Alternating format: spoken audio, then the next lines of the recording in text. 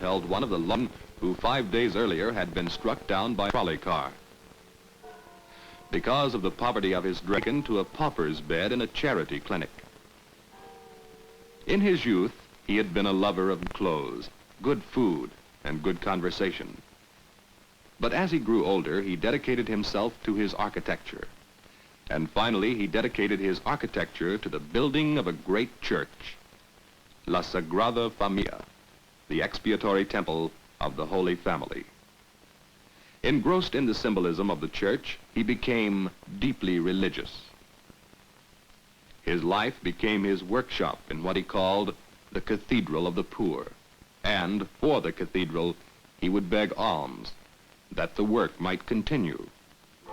The people of Barcelona thought him both genius and saint. By special dispensation of the Pope, they buried him in the church he had given 42 years of his life to build. The man was Antoni Gaudi.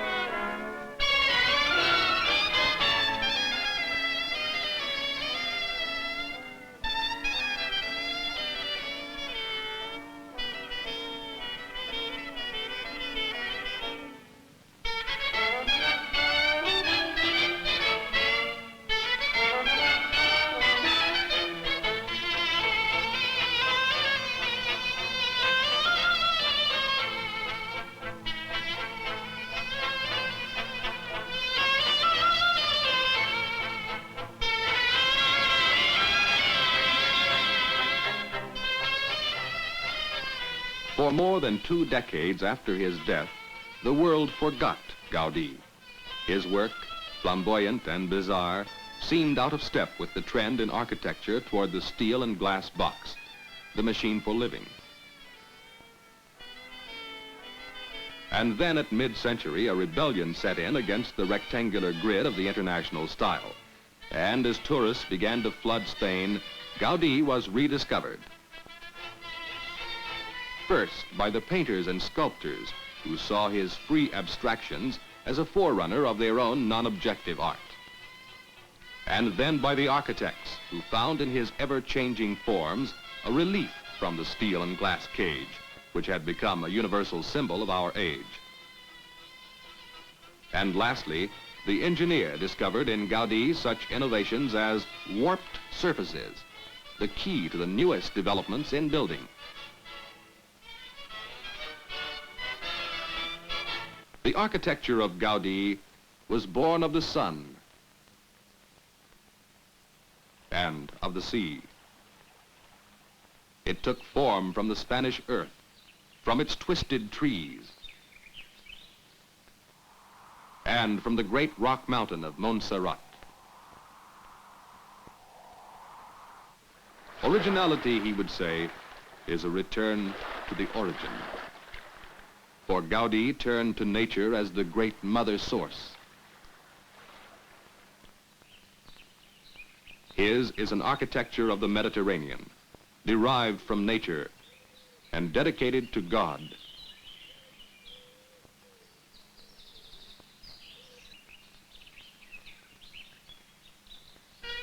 In 1878, Gaudi broke with classic tradition with his first house, the Casanelles. It was unlike anything in Spain before.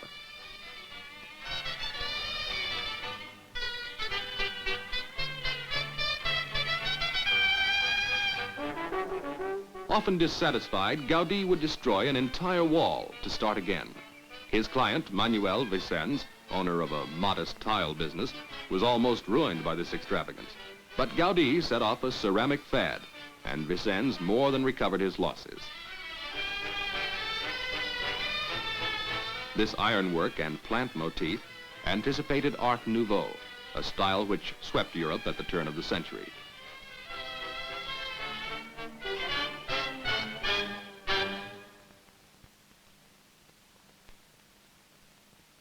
Picasso, as a young man, could look from his studio across the street and see the city palace Gaudi built for Count Eusebio Güell. Here, Gaudi originated one of his characteristic structural devices, the parabolic arch. These curvilinear forms predate by half a decade the Victor Horta house in Brussels.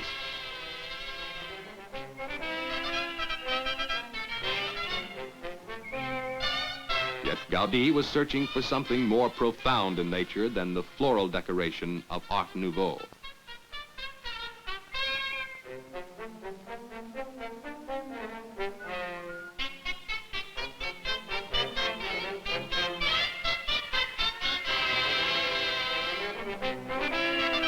The roof of the Güell Palace he crowned with a landscape of ventilators and chimneys, forerunners of the geometric shapes he was to employ later in more monumental fashion.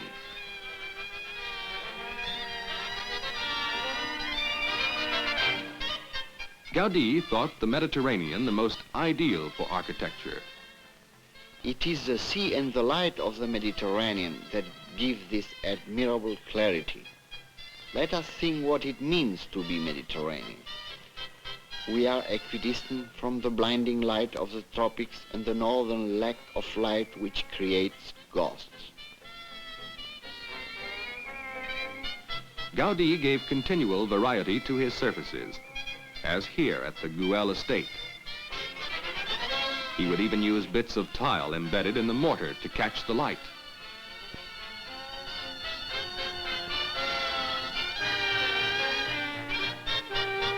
Guarding the Güell estate is the Dragon Gate, a beastly watchdog with wings of woven iron.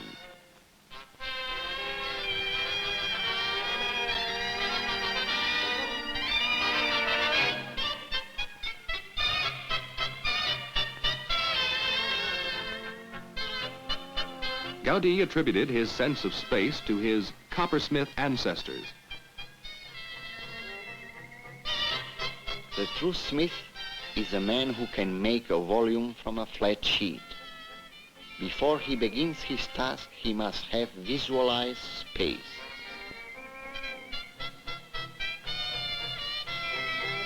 No detail of design was too small for his interest or attention. Like Richard Wagner, whose music greatly influenced the Barcelona of their day, Gaudi sought a dynamic unity of the arts, and he wedded the plastic arts to architecture, which to him was the master art.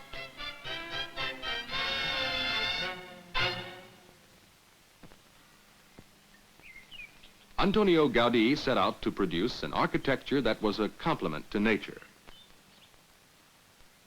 At the turn of the century, Count Eusebio Güell commissioned a park, inspired by the romantic English garden estate. And in a spirit of play, Gaudi gave free rein to his fantasies.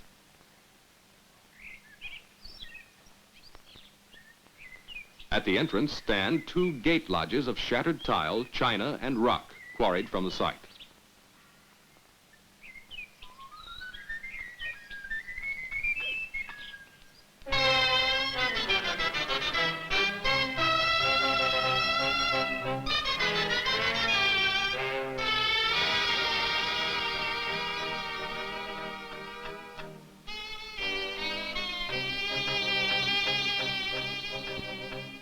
His idea was not to reconstruct natural forms exactly, nor to stylize them anew in the fashion of Art Nouveau, but to produce a poetic metamorphosis, according to the natural laws he considered to be the primary rules of architecture.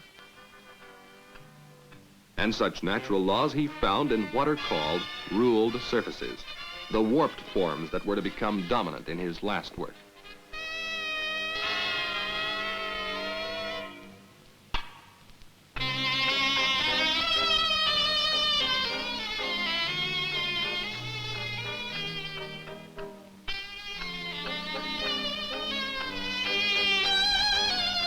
With his assistant, Joseph Jujol, Gaudi broke tile and molded the pieces to his warped and undulating surfaces. His highly personal techniques demanded gifted craftsmen. Jujol was an architect in his own right.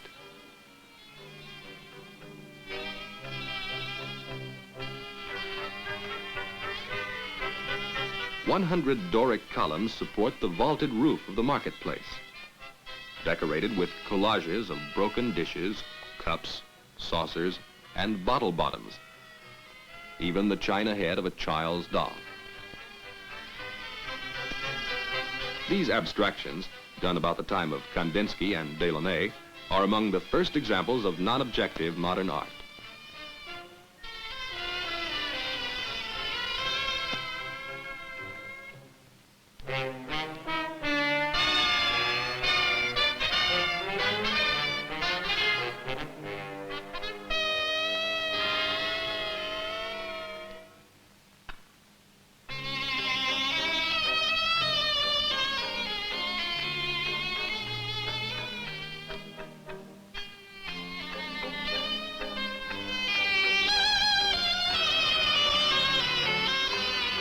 The park was designed to please children who delight in its tactile and ever-changing forms, the varied patterns and colors,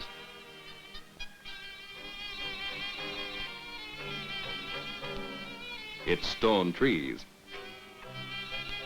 and tree-like viaducts, sometimes one on top of the other.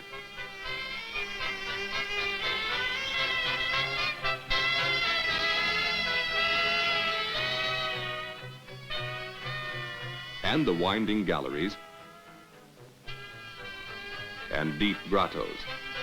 Salvador Dali called them tender doors of calf's liver. Gaudi always fascinated the surrealists. It is a park of neo-romantic naturalism.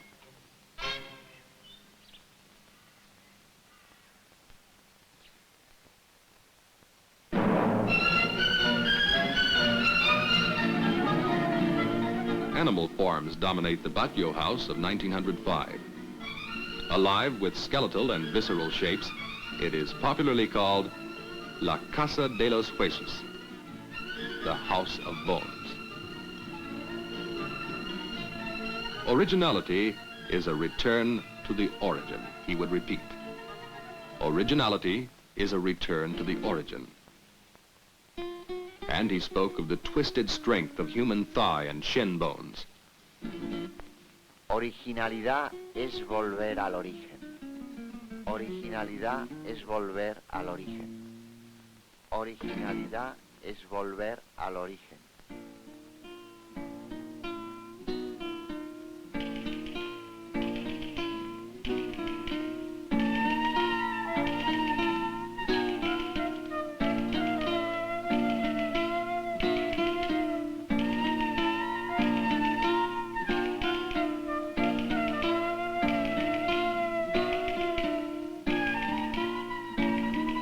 Light to Gaudi was the soul of architecture. And he was always conscious of the effect on his forms of changing light and shadow. Gaudi saw no reason why a building should not be multicolored, polychrome. Nature does not present us with any object that is monochrome in color, neither in plants, geology, topography, nor in the animal kingdom. The Greeks always painted their buildings, no matter how fine the marble. The color held the attention of the viewer to the architectural forms.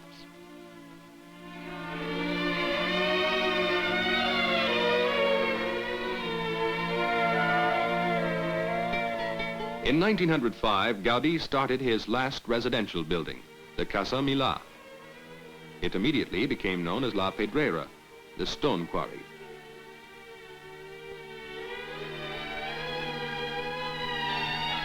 Here he turned to the rocks of the Spanish coast and to the forms of the sea. There are no straight lines in nature. And there are few straight lines in the Casa Milà.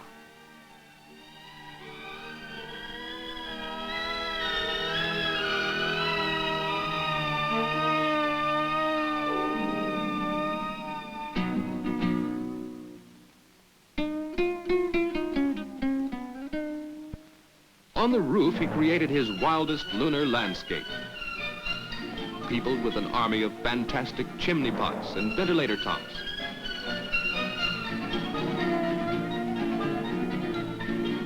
Strange warriors of another world.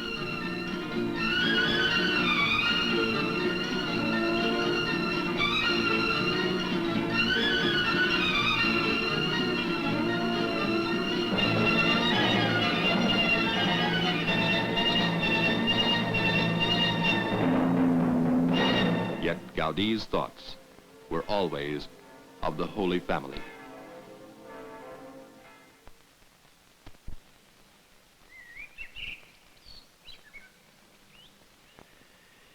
The testing ground for Gaudi's architectural theories was the crypt of the chapel at the Güell colony, a church which was never finished. Here, Gaudi experimented with the mechanics of architecture and its underlying geometry. He spoke of tensions, forces, and thrust. He was deep in the study of statics.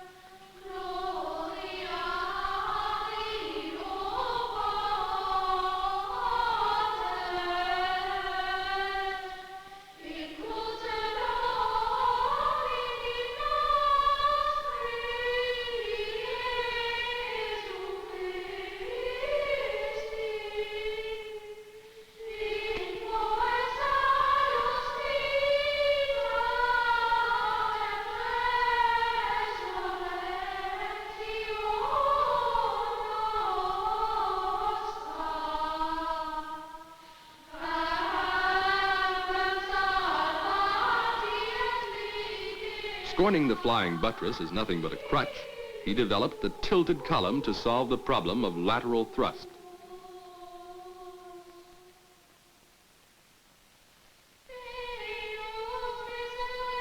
These inclined piers brought the supporting masonry entirely under compression, thereby increasing efficiency.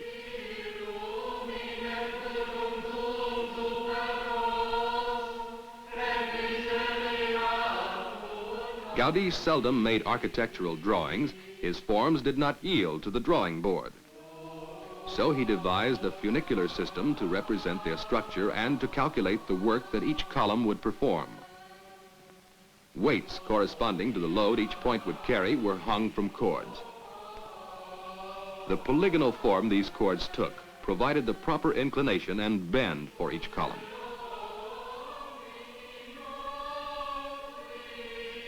This research into the relation of load to column was to produce the plan for the great vault of the Temple of the Holy Family.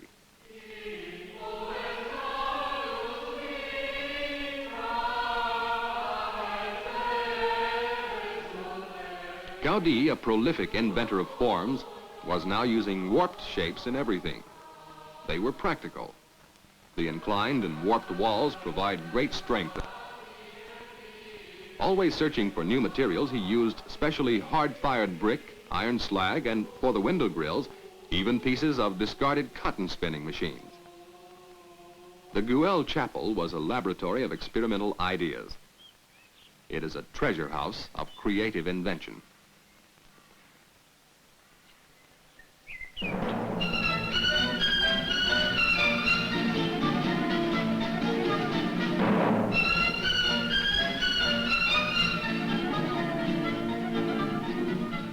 In 1909, by the Temple of the Holy Family, Gaudi built a small parochial school which anticipated much of modern eggshell roof construction.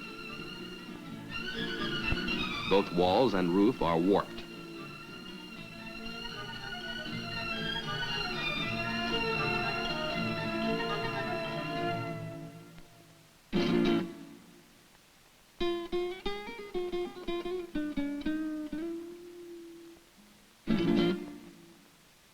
This shape was easy for workmen to construct, since the surface could be described simply in terms of straight lines and erected on forms composed of ordinary planks.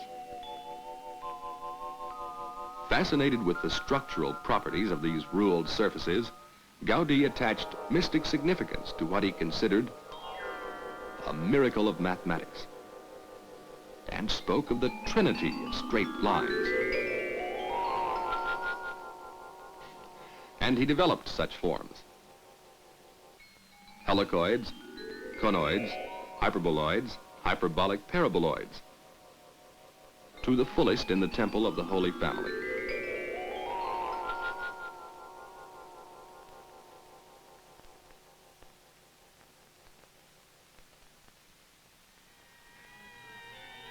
With the outbreak of the First World War, Gaudi devoted himself completely to the Sagrada Familia. I have no family nor obligations. I have left my clients. I have refused commissions. I do not wish to work for anyone but the Holy Family, the Sagrada Familia. I wish for nothing else. What I am doing is my duty, nothing more, and I must do it. The church was started with a neo-Gothic crypt and chevet walls. Yet, during Gaudi's 4 decades of work, the decorative and often realistic sculpture of the Art Nouveau facade of the Portal of the Nativity evolved into an architecture in which the structure became dominant, culminating in the cubistic pinnacles of the bell towers, an architecture Louis Sullivan called spirit symbolized in stone. Each detail is charged with religious meaning. The spires incorporate the insignia of the office of bishop, the crosier, the mitre, cross, and the ring.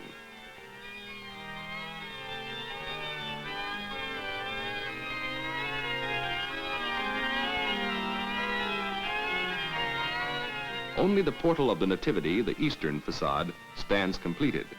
Yet the church, the creative expression of one man, has become the symbol of a city.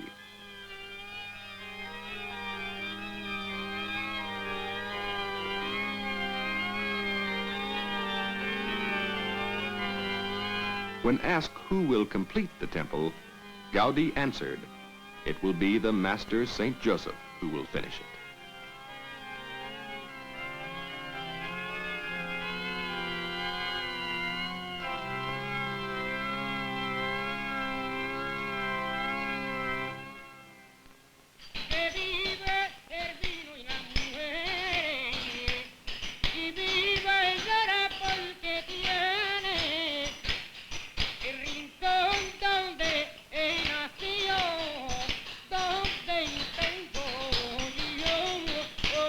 In 1956, building began once more with the start of the western facade, the Portal of the Passion.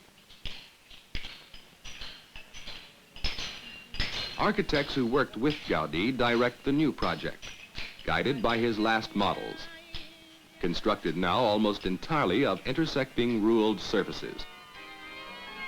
There will be 3 portal facades, each with 4 bell towers soaring 300 feet into the air. 12 towers representing the first bishops of the church, the 12 apostles.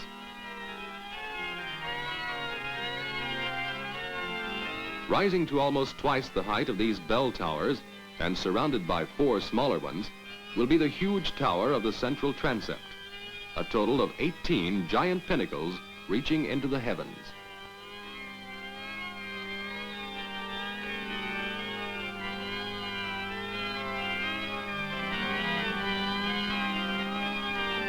The great prismatic vault will be supported by tilted columns, branching like trees to the center of gravity of the load each must carry.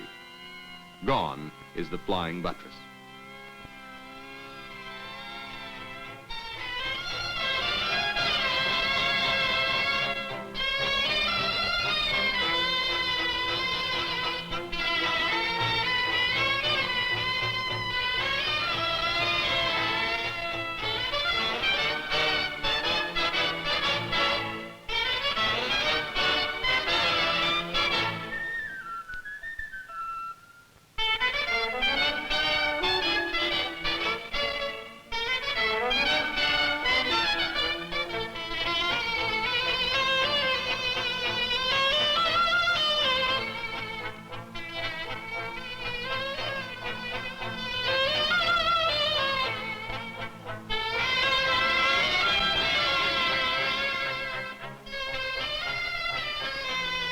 Gaudi felt his last years to be his most creative.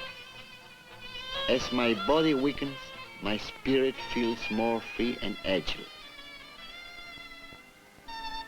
And his visions of these last years, the culmination of a lifetime of creative experiment, are embodied in the soaring towers of the Sagrada Familia. An architecture of expressive plastic form. An architecture that has become sculpture. An architecture evolved from the structural secrets of nature. Originality is a return to the origin. Originalidad es volver al origen. Originalidad es volver al origen. Originalidad es volver al origen.